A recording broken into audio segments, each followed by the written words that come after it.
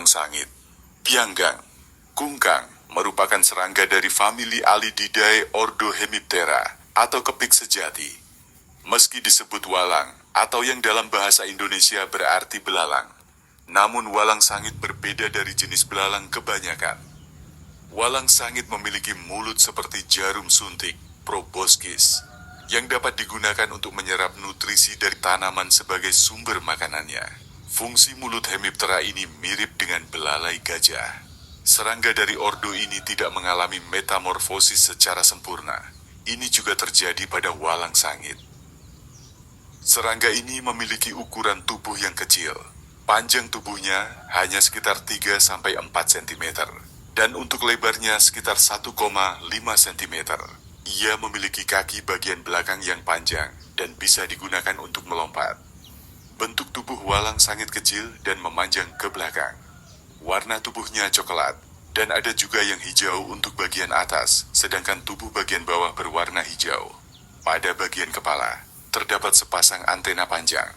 Walang sangit dikenal lewat gas berbau tidak sedap yang menyengat. Gas beraroma bau ini ia gunakan sebagai pertahanan diri dari hewan pemangsa. Karena bau yang menyengat ini pula, ia disebut sebagai walang sangit. Walang sangit dianggap sebagai hama karena ia makan dengan cara menghisap nutrisi dari tanaman, termasuk juga nutrisi pada buahnya. Dalam tanaman padi, ketika walang sangit atau anakannya menghisap cairan dalam bulir padi, maka dapat mengakibatkan padi tidak berisi atau biasa disebut gabuk.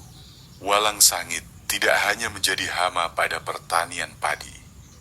Jagung, kacang-kacangan, semangka, labu-labuan, cabai, tomat, bawang, dan masih banyak lagi jenis tanaman lainnya yang bisa diserang oleh serangga ini.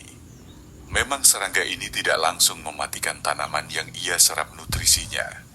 Namun secara konstan, ia dapat merusak tanaman, mengurangi hasil panen, hingga menjadikan tanaman layu dan kemudian mati. Satu betina dari walang sangit dapat menghasilkan telur hingga 200 butir.